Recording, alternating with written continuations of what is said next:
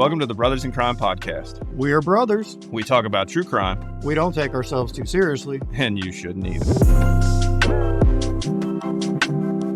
Over the last 4 episodes, episodes 4 through 7, we've talked about each of the double homicides that are commonly referred to as the Colonial Parkway Murders. In this episode, we're going to evaluate what all 4 cases have in common, where they differ, and introduce some characters that come up in connection with the series of murders. Although we want to make this episode stand on its own, you might want to listen to the previous episodes to get the background on each of these cases individually. So what do you have for similarities? I have 13 because, well, why not 13 in a case like this? Because I hate the number 13. You know by now that my ex-wife was born on Friday the 13th, and that was a lucky number for her and not for me. Sometimes the writing's on the wall, and you just got to read it, Bob. 13 similarities. The first one, I don't think you can argue with me too much. These were all double homicides. Each case involved 2 people who got murdered at the same time. Yeah, I agree. That's absolutely. Next, I've got they were all Caucasian victims. Oh, yes, you're right. Number 3, they all occurred at night. All of these crimes were at nighttime. I think we're safe to assume that's true. Yeah, I think with the timelines, David and Robin, I think that's pretty clear. Keith and Cassandra, that one's pretty nailed down because of the time they left the party. And then you've got people seeing the car the time they see it in the morning. It never moves and they're never found. I guess we technically don't know. But the crime in terms of it, if nothing else, the kidnapping occurred at night. We can say that all of these people, they were last seen at night. And the only hesitation I have is that some of the investigations here were a little wonky. But these people were all last seen at night. And we presume, based on the evidence we're aware of, that they were also killed that same night that they went missing. Yeah, I agree with you. I mean, that's one of those I can't, but I think it's safe to say. It's not that I mean to be nitpicky. I just try to be very careful not to assume. No, that's fair. And frankly, that raises a good point. You know, in researching this, one of the things that makes this challenging, there are a lot of things that are out there that are not necessarily verifiable. Just because it's on the internet doesn't mean it's true. We don't have case files. We don't have autopsies. We don't have police reports because this is still an open and ongoing investigation. We don't have a lot of that stuff. Yeah, it's very easy for a case like this to turn into a game of telephone when you have somebody looking back at something that a newspaper reported that an investigator suspected, and then someone else writes a book that someone else talks about, and not that any one of those people was trying to be deceptive, but it can lead you in the wrong direction, and that's all I'm trying to be cautious of. Yeah, agreed. Number 4, I have age range. If we look at all 8 victims, the age range is 14 to 27. However, 6 out of 8 of those victims were 18 to 21 years old. And I also want to think about the fact that Robin, who's the youngest, she was 14, but everybody seems to agree, particularly her family members, that she looked more mature, acted a little more mature. And then Kathy, who was the oldest, she's the outlier on that side of the spectrum. She was 27, but I think looking at pictures of her at the time, she had a youthful vibrance to her, so I could see where she could look a bit younger than 27. 6 out of 8, 18 to 21 years old, and the 2 outliers, I think the youngest one, who was 14, looked a good bit older, and Kathy, being the oldest at 27, looked a good bit younger. So really, in my mind, that's a pretty narrow age range. I agree on all of those points. Number 5, there was an effort made to conceal the bodies in all of these cases. Kathy and Becky, we've got diesel fuel that doesn't ignite. We've got the car trying to be pushed into the river. In the second case with David and Robin, they're in the river, and if they wouldn't have got caught in some of the bramble root situation, there's a good chance that their bodies would have never been discovered. Keith and Sandy, their bodies still haven't been found to this day. And then in Daniel and Anna Maria's case, they were not found for, I think it was 6 weeks. Yeah, 6 weeks. And by the time they were found, there was so much decomposition and the elements and whatnot that certainly concealment bought the offender time and evidence erasure. For sure. And, you know, it's not something we see in every murder. The son of Sam, you just walk up, shoot him, and leave him. So there's lots of murderers and serial killers who make no effort whatsoever to conceal or to hide the bodies. So that, to me, that's something that gives us something about this case. 6, all of these murders appear to have occurred somewhere else than where the bodies were ultimately recovered and or where the cars were recovered. Based on the evidence in Kathy's Civic, I think most investigators have said or agreed that the murder didn't happen inside the car because there wasn't enough blood evidence. There wasn't any signs of that. Robin and David, same thing, right? The truck, there's no blood, there's nothing like that in the truck. None of these vehicles or the places where they found the vehicles seem to be the death scene. Right. You would expect in some of them to be an abundance of blood, for there to be things on the outside of the car, to be on the ground near it. There's none of it there. I agree with you. All these, the location where the bodies were found and the location where the vehicles were found, are all dump sites. Yeah. Number 7, there are vehicles involved in every single one of these cases. I think sometimes we can take some of the basic things for granted. The reality is sometimes people are murdered in their house, or they're murdered in a hotel, or they're murdered on the sidewalk or wherever. In this instance, we have people in vehicles in every case. Number 8, the vehicles were all staged or manipulated in some way. And I think we see this change from case to case, but in every single one of these cases, if there's anything that I think stands out to me as a potential signature for this killer, or that could potentially link all 4 of these vehicles are all, that's like part of the crime in a way that is potentially unique. Kathy and Becky's, there's this attempt to set it on fire and push it into the river. And then we see it kind of change. We know David, his truck, instead of being backed in, it's pulled in. And I was able to read in accounts that in the last 3 cases, keys were left in the vehicle. In Kathy and Becky's case, I couldn't find anything that I was confident that said that the keys were still in the vehicle. However, the fact that it was rolled down the hill and all that, I tend to want to assume that the keys were still in the vehicle, but I wasn't able to confirm that. That's number 10 on my list, is that keys were left inside the vehicles in all these cases. And so 9, while we're just talking about it, because 7, 8, 9, and 10 all revolve around the vehicles. Okay. 9, the window is down and the door is left ajar, or both, in 3 out of 4 of these cases. Kathy and Becky's case is the lone outlier, but we've got the glove box open and the wallet is laying on the floor, Kathy's wallet, on the driver's side floorboard. And then you've got the fact that there's all that diesel fuel and there's this attempt to set it on fire. So, I mean, obviously that's a difference from the other 3.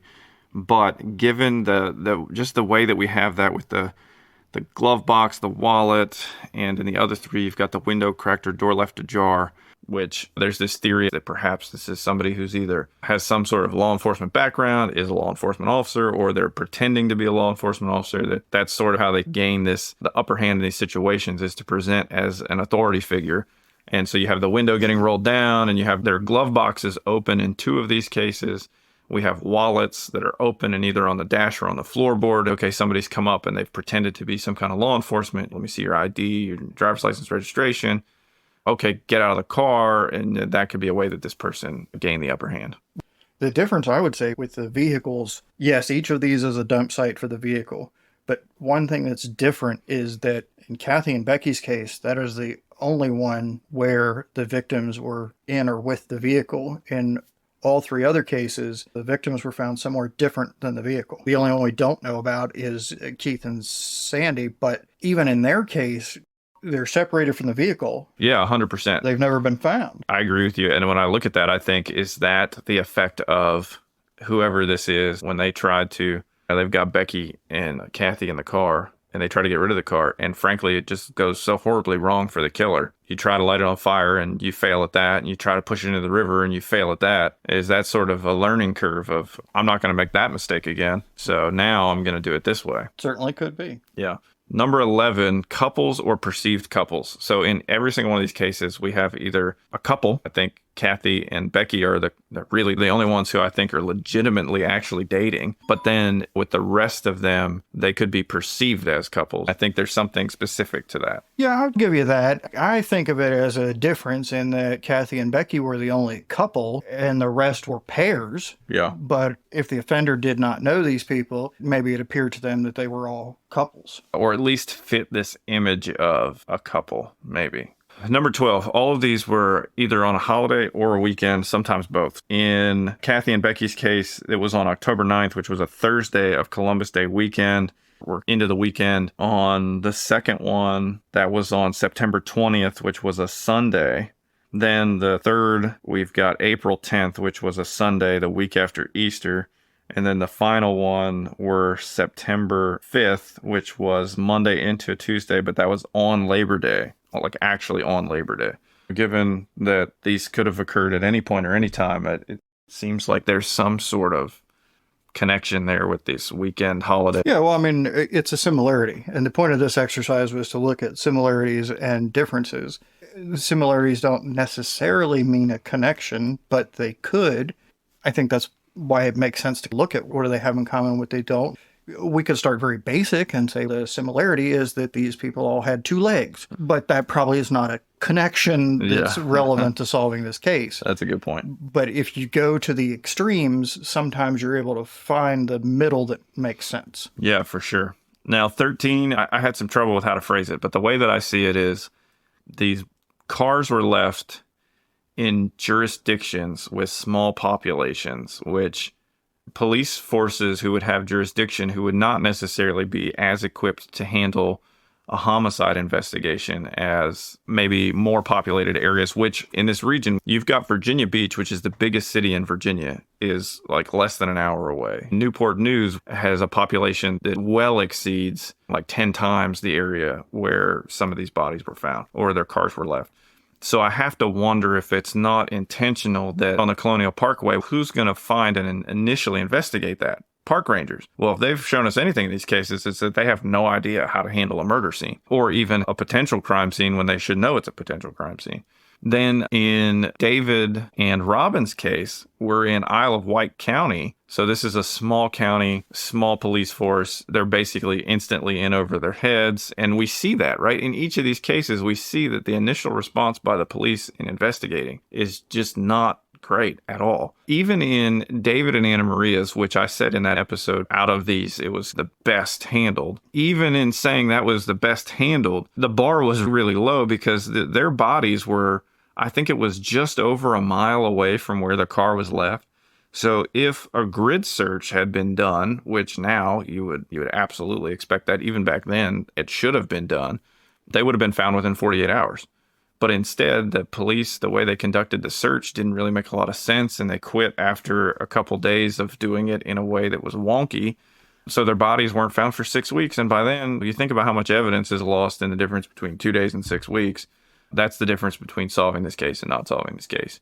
If these offenses were committed by the same person, it seems to me that could be an intentional thought to leave the cars or leave the bodies in areas where the police departments have limited resources and are just not used to handling that kind of a crime. That seems like an awful lot of thought, but I suppose that's possible. Part of why I think that, though, is here we are almost 40 years later, and this person hasn't been caught. The only thing that really jumps out at me as being conflicting with the idea that this is somebody who's organized and intelligent is that they didn't understand that diesel fuel doesn't light. But I also wonder if you're somebody who's, let's say, highly educated, you're really smart, and maybe you come from a background that's white collar, maybe you don't know anything about diesel fuel. Maybe not, or maybe the point of the diesel fuel was not, I think you said this earlier, maybe it wasn't to light the car off, maybe it was just to wash away evidence or something.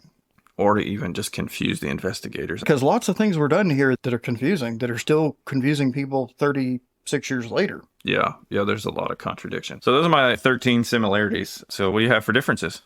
Man, you made a chart. Wow, you're fancy. I just had a list. I'm a very visual person. That's fair. Some differences that I have are the locations where the vehicles are found. Even though these are the Colonial Parkway murders, only 2 of these were on the Colonial Parkway. David and Robin, David's pickup was at a parking area near the James River Bridge. It looks to me, I've never been there, you have, but it looks to me it's like 20 miles south of where Kathy and Becky and Keith and Sandy would be. Yeah, that's accurate. Kathy and Becky, Keith and Sandy, their vehicles were within a mile of each other on the parkway. But David and Robin, like 20 miles south. And then Daniel and Anna Maria, they're in a rest area on I-64. It looks to me, as the crow flies, it'd be about 30 miles northwest of where Kathy, Becky, Keith, and Sandy's cars were found on the parkway. Yep. As I understand it, it was the media that coined these the Colonial Parkway murders, not necessarily investigators or the task force that said, oh, these are all related. In fact, they've tried to walk back the idea of a serial killer. Some of that sounds like horse shit in the way they did it. Yeah, that's fair. And I think when you hear people, the victims' families and people who are really close to this case, they'll often say things like the so-called Colonial Parkway murders. Like you just said, only 2 of them are actually physically connected to the Colonial Parkway.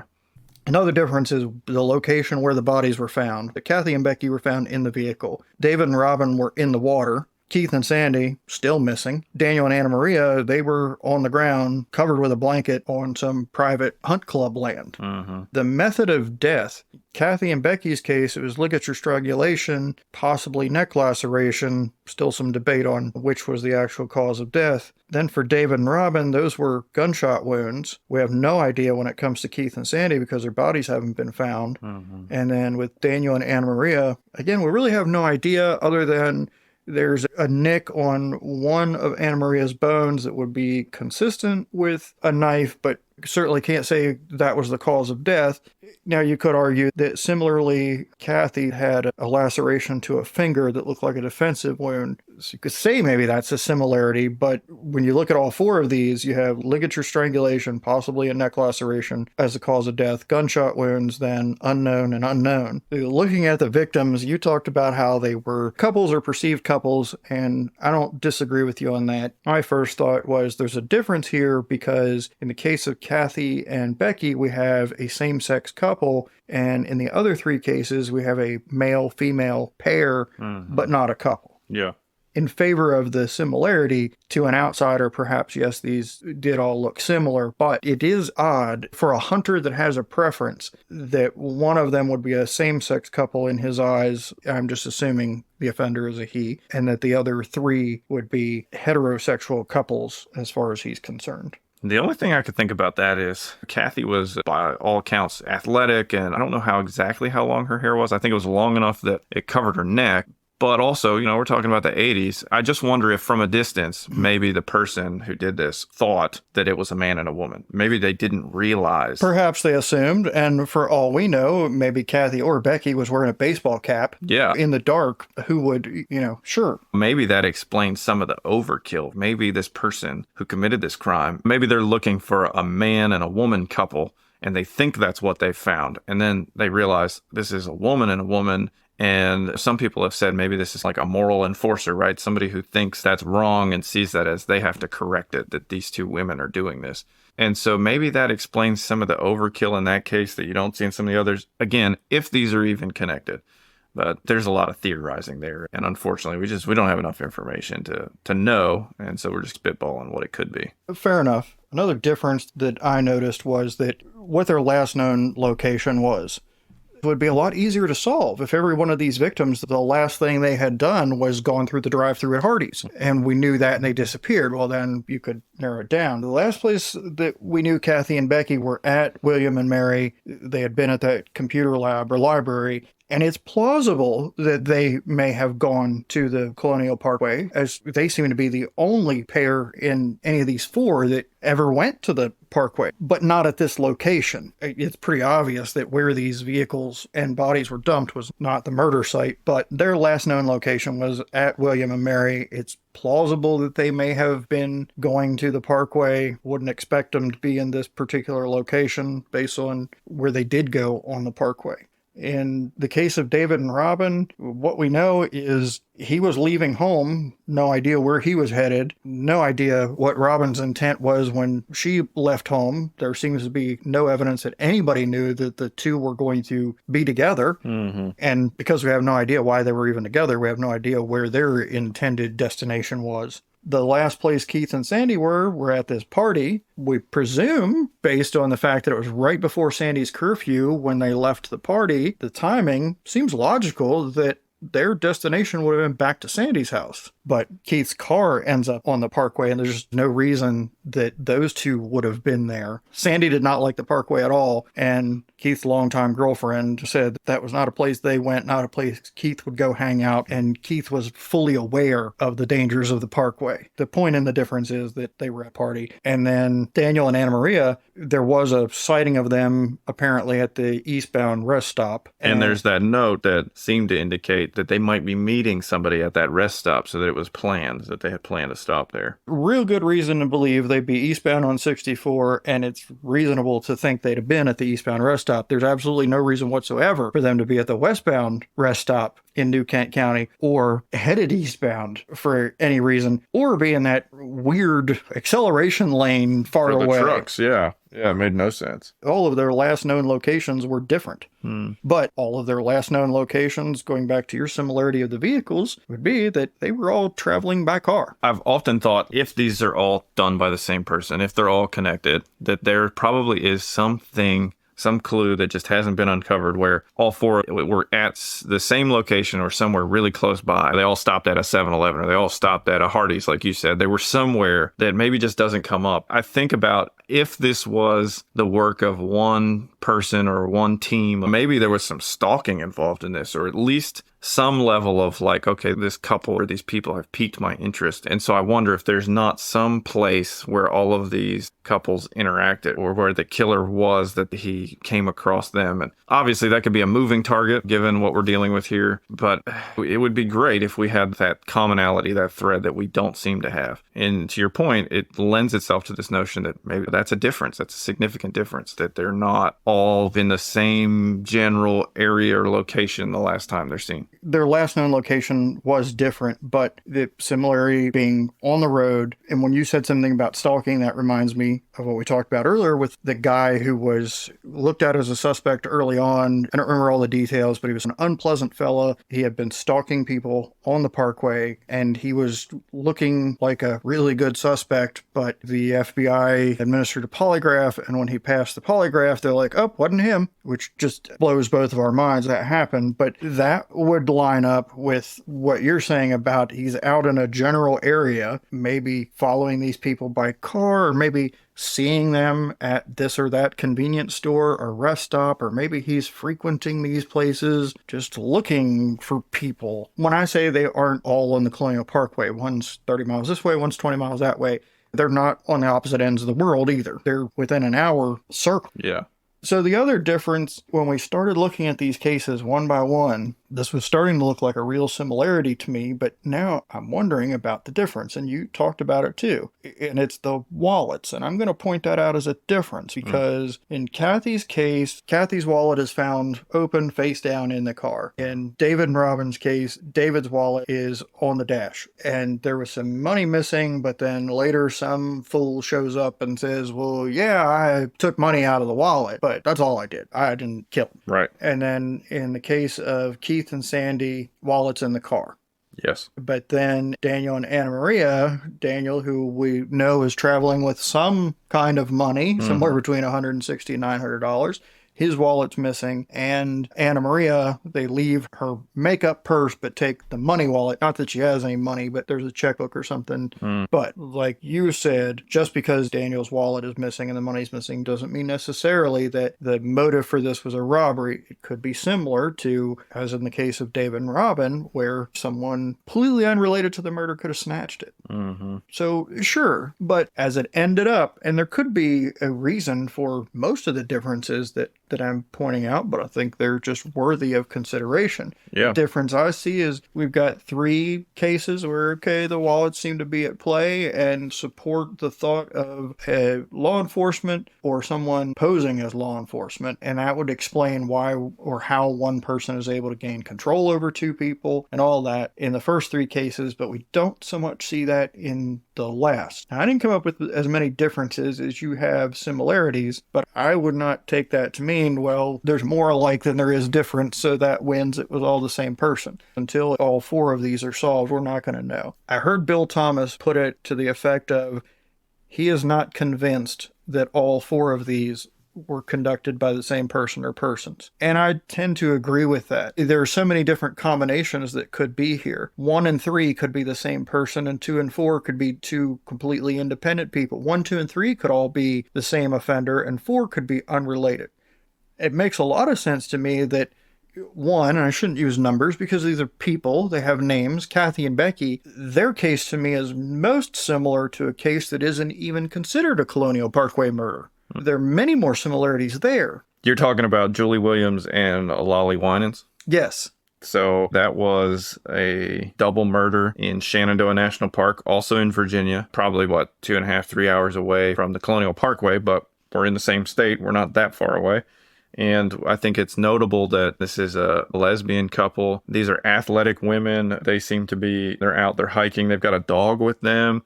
Again, these are people who, they're smart, right? They know what they're doing. They're out there. They're in good shape. So these aren't victims that you would see as easy to take over or easy to manipulate or necessarily easy to control.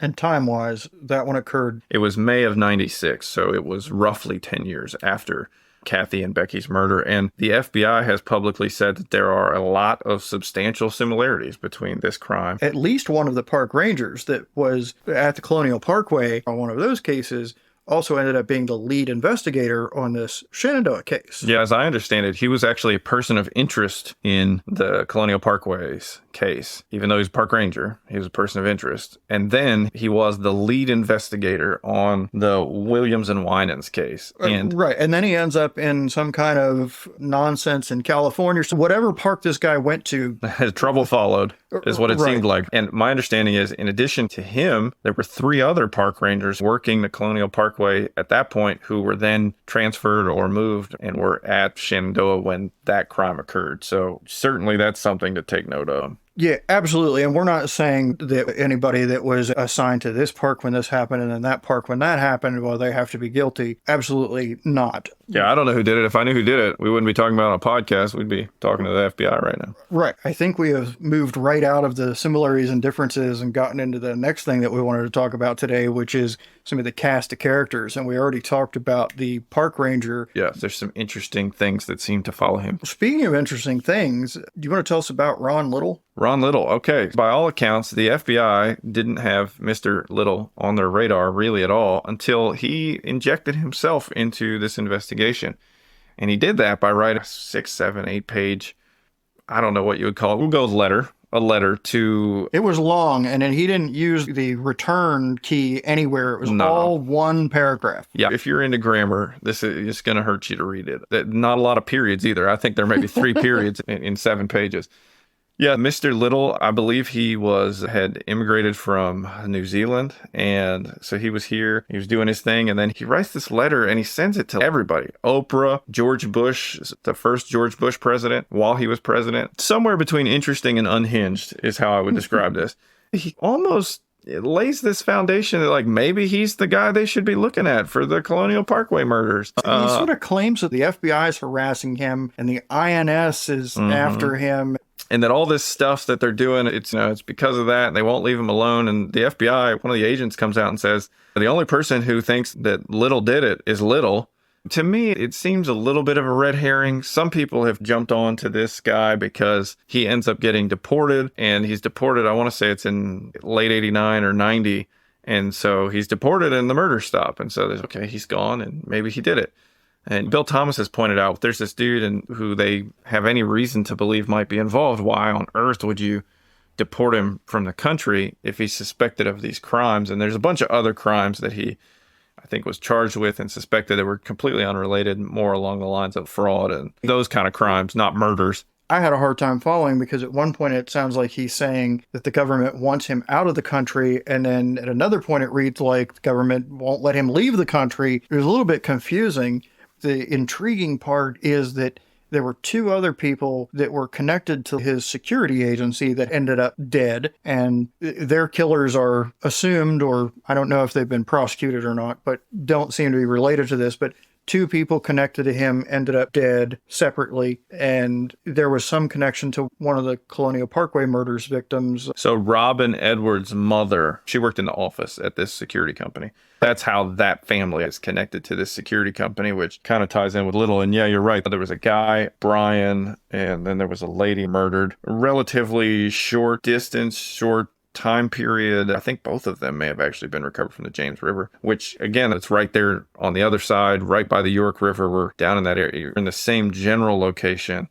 Certainly, if those 2 had been murdered together and a car had been involved, I think there would be like no question that this would have probably gotten tagged in with the Colonial Parkway murders. The Ron Little letter is just, to me, it underscores this whole, there's so much out there about that can be brought into these cases that as people like us who don't have the benefit of seeing and knowing what the FBI knows or what the Virginia State Police know about these cases, those details and to be able to fish through and figure out what's wheat and what's chaff. To me, the Ron Little thing seems more like chaff because he just seems unhinged. I don't really know what the purpose of that was.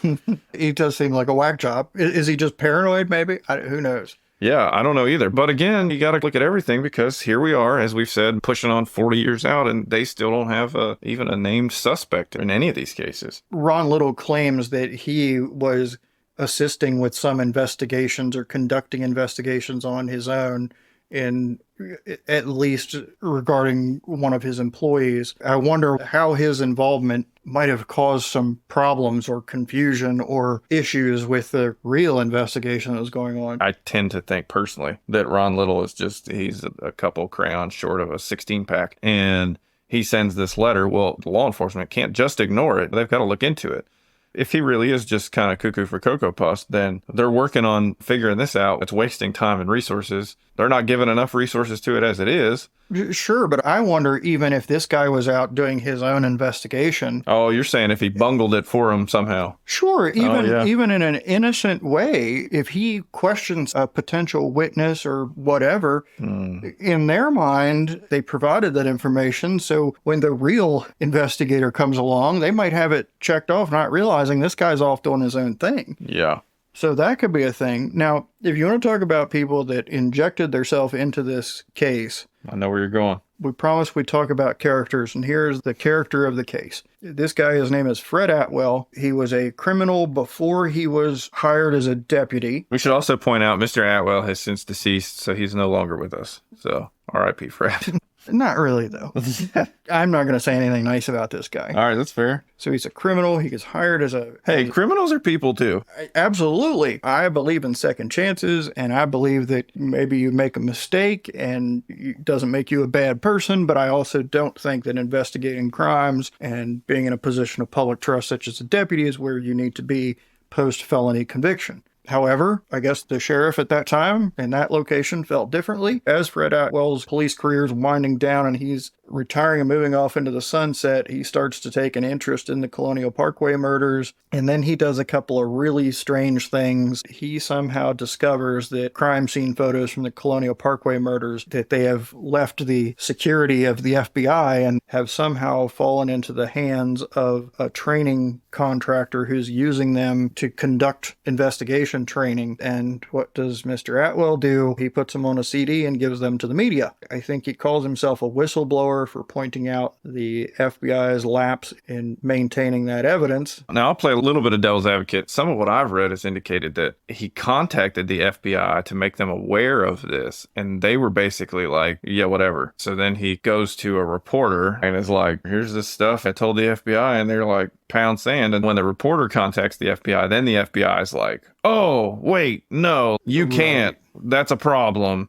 Don't get me wrong. I think Atwell is definitely a character, and I don't know what to make of a lot of the stuff. There's more to the Fred story, so yeah. I'll let you keep on. I appreciate what you're saying and clarifying those points. I'm with you. I'm not about to go leak all that to the media. I might tell them I have it and say, hey, can you do a story that these exist? I'll let you see them, but I'm not going to give them to you. And maybe that pushes the FBI's hand, but old Freddie was obviously a media hog. Yeah, you're not wrong. I don't disagree. He liked disagree. the spotlight. He got it. Yeah, he got it. Anyway, so Atwell, after he discovers these crime scene photos and ends up providing them to the media, then he goes on to do something that earns him the bag of shit title, in my mind. He purports to the family is that he will lead this fundraiser, and the money used from that fundraiser will finance things like posters and maybe rewards and public service announcements and things to bring publicity to the case and hopefully find a resolution. Sounds like a good thing. And so he's got the family out selling raffle tickets, and the winner of the raffle will get this new car that's been donated by a car dealership. But in the end, there was no car. The dealership confirmed that they had never agreed to to donate. Was there a raffle? Did they raffle it? What was it? His son-in-law or stepson won the raffle. Wait, who picked the winning ticket? Fred did. That's convenient. The raffle was to benefit Fred Atwell and not anyone else. And to me, that is just a despicable thing to do, to take advantage of these families. Yeah, and I think I read too that there was something like $270 or something that he had sought from the families up front to cover some costs of something, and he later on admitted he literally just pocketed that money. So our boy Atwell gets himself into some more trouble after that fiasco, ends himself up in prison, and that is where he died not too long ago. My recollection is that Bill Thomas has said that he thinks that it's at least possible that Atwell had more information and that he had pretty much really sought Atwell to tell him whatever he might know about the case. You know, it doesn't have to be that he's nefariously involved as much as he's just maybe got some information. He's a hustler and a con man, obviously. The impression I got from Bill Thomas was that you had to take Atwell's stories with a grain of salt, but there was potential that there was good information in there that could still be very helpful. The impression I got again from Bill Thomas was that he just wished he could get the straight scoop out of Atwell, but it seems like Atwell's the kind of character that wanted to always hold back a little bit to get you to come back to either get more attention or more money out of you, whatever the case was. I think that's spot on.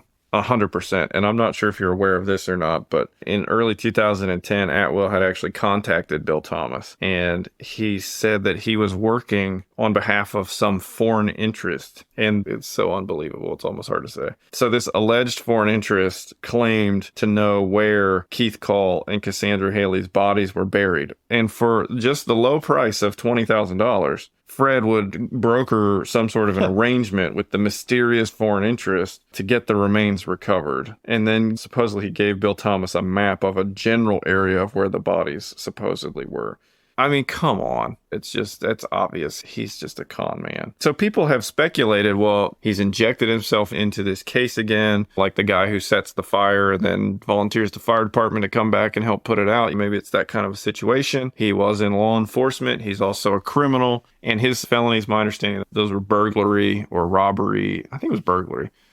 They were theft-related crimes, which to me goes in line with the con man thing. So some people think he looks like a pretty good suspect, but like you said, to me, he seems much more the con man type. My vibe on Atwell is that he's an opportunistic parasite. Yeah, that's fair. Not necessarily a serial killer. Yeah, I don't see that. And frankly, he couldn't even pull off this raffle fraud thing. He didn't even do a good job at that. Right. So I just struggle to think that guy who can't even, and shame on him, you're right, is awful. To scam people is bad. To scam people who have been through what these families have been through is just, it's an abomination. So yeah, he couldn't even do that. He's a turd. So some theories on this case. We've talked about some of the characters. We've talked similarities, differences, and sort of just thinking through, okay, what do you do with all that? I have spent a ton of time researching, reading, listening, watching. And, you know, I'm one of these people, even if I read a headline about a court case, I want to see the actual evidence. I want to see the documents before I make up my mind. So in this case, it's really difficult for me without having the benefit of actual evidence that the FBI has, or if there had been a trial, to be able to look at what was introduced in court and to look at it that way. Without the benefit of that, it's hard for me to kind of say, well, this is where I land. We're all human, and so we try to take our heads and go somewhere. I tend to agree with Bill. I think that it's more likely than not, or at least it's a real possibility. However he says it, and he says it much better than I just did, that at least one or more of these cases are not related. I feel like if there's one that's not related, it is Daniel and Anna Maria, just because there are some significant differences in my mind in that case. However, I would not be surprised if all four of these cases were committed by the same person or a duo. I tend to think it's an individual. Personally, and this is all just armchair detective stuff, I tend to think it's one person. I think that's why we see shoes are generally removed. I think we see a lot of controlling behaviors. And I think this is somebody who's fairly intelligent and probably somebody who in some way, shape, or form is able to confidently exert control over these victims. So they have used either a gun or a gun in a uniform, or they're using tools to come across in a way that really is frightening and catching these folks off guard and putting them in a position where they feel they need to comply with this person. I wouldn't rule out the possibility that there were two people, but I've heard some say that, well, it has to be two people. I don't think that for a minute. think it's entirely possible for one person to control two people. And I agree with you on being related. I wouldn't be shocked if all four of these turned out to be the same offender, but I certainly wouldn't be shocked if there was actually two separate offenders that committed one or more of these crimes independently, or even three. It wouldn't be out of the question. Sometimes the similarities are just similarities. To me, it's statistically improbable that these would be four different killers. That would surprise me very much, but I would not be surprised if there were two or three different killers. I could be wrong, but my guess is that one or more of these cases, the offender is already pretty high on the suspect list. And with the processing of some of the evidence that's sitting, at least one of these cases could be cleared, and it may be sufficient that it would tie up two or three of them. I'm glad you brought that up. Just to be clear, there is evidence in all of these cases. As I've read it, there's DNA evidence in at least 3 out of 4 of these cases that could be or has been or is being tested. I'm pretty sure it was Becky and Kathy's case. I think it was over 150 fingerprints off of the inside of Kathy's car. So especially in Kathy Thomas and Becky Dowski's case, there's no shortage of evidence. She had hair in her hand, right? I think it was in her hand, or she did have hair in between her fingers. And when I had asked you about that when we did that case, I don't think you were sure whether there was or wasn't roots attached. Could they do DNA? Yeah, I don't think I didn't know. I have since found that there was DNA on that hair, and I believe Bill Thomas said it has been tested, but the results have not been shared with him. I think I want to say it was around 2008, 2009, somewhere in there. The FBI sent the rape kits for Kathy Thomas and Becky Dowski to a police department by accident, and then said, yeah, just destroy it. No big deal. They were supposed to be sending some other rape kits or some other evidence from this other case. They inadvertently sent the rape kits from Kathy and Becky's case. And the police department that received them contacted the FBI and said, hey, you sent us this evidence. How do we get this back to you? And the FBI said, we don't want it. Just burn it. So this police department apparently was like, no, you sent us these rape kits. We want to send these back to you. They're evidence. We don't think it should just be thrown away. And the FBI said, basically, are you not listening? No. And so they were incinerated. So Kathy Thomas's and Becky Dowski's rape kits existed, even though there was no speculation that there had been any sexual assault. It's insane to me that evidence was destroyed. And then that made its way out to the families. And obviously they were clearly, understandably, very upset. That's horrible. So, yeah, Bill Thomas, the more I've listened to him, he's quite charitable, frankly, to law enforcement in the way that he describes their handling of the case. I was going to say graceful because the harshest word I think I've ever heard him use is frustrated. Yeah. When I think he's entitled to be furious. He is dogged, and man, the weight of living like that has to be a lot to bear. And the frustration, like just listening to what he's had to deal with, frankly, there's no reason that this case isn't a higher priority than it is. I just can't help but wonder sometimes, knowing the background of some of these people being like on the cutting edge of technology or the military or the business, just some of the different things that these people were really into. What role would have they played in how the world has changed today? Yeah, for sure. I read an article that was talking about Kathy, and they posited how, and it's hard to read, right? They say, if she had been a heterosexual man, would this have happened? And that's taking the point that maybe that crime against Kathy and Becky, maybe they were targeted because they were a lesbian couple, and that's certainly possible. So then from that perspective, had she been a heterosexual man at that time, she might be running for president right now. Well, sure. And chances are she'd still be in the Navy. Oh, well, yes, she did 5 years and got out because she was harassed because it was illegal at that time to be gay. And so she just had enough, and I think she was probably scared, I would imagine. It seems scary to me to be investigated and to be harassed by law enforcement because you're engaged in illegal activity, according to them.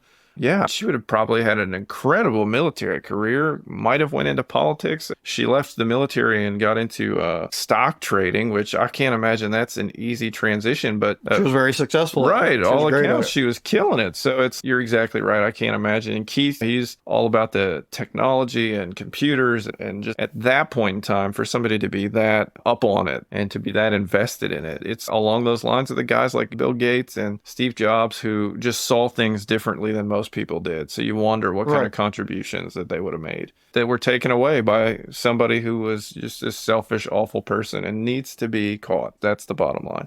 needs to be caught.